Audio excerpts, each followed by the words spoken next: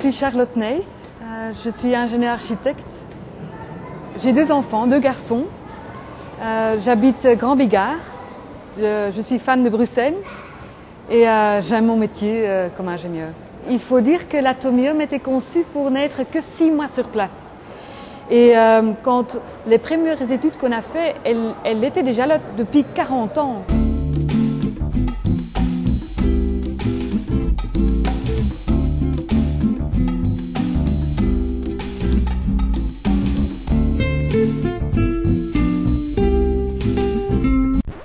On s'était dit, mais finalement, elle peut peut-être rester encore toute une éternité.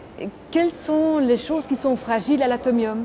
Et après analyse, c'était finalement pas la structure, parce qu'on ne sait pas concevoir une structure qui ne reste que 6 mois, mais c'était la peau. La peau qui est en aluminium 1,2 mm d'épaisseur, elle était tellement fragile et par le vent, elle claquait vers l'intérieur-extérieur qu'elle était à multiples endroits fissurée. Une inspection visuelle, souvent, ne suffit pas. Il faut faire des sondages, des analyses en laboratoire, des forages, des démontages, pour tout ça, pour mieux comprendre ce patrimoine.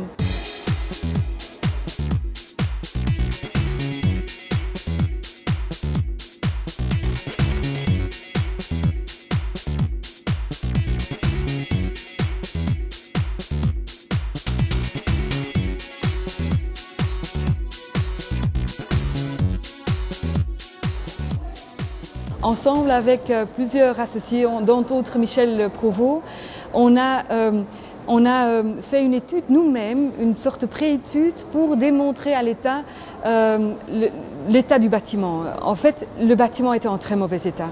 Et on trouvait que c'était dommage de laisser pourrir ce bâtiment. Et donc on a fait une petite étude nous-mêmes pour montrer l'état du bâtiment et les possibilités pour rénover ce bâtiment.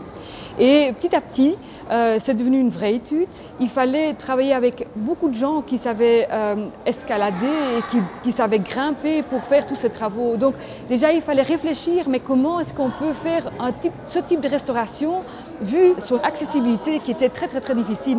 Une fois qu'on tombe dans le métier, c'est plus du tout théorique. Ça devient tellement pratique et on a tellement autre chose qu'on reçoit que moi je peux encourager tout le monde de faire ces études.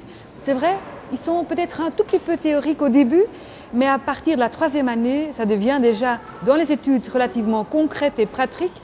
Et une fois qu'on est sur le métier même, pour moi, la théorie, on met ça en application et c'est très riche. Et c'est un très chouette métier à exercer.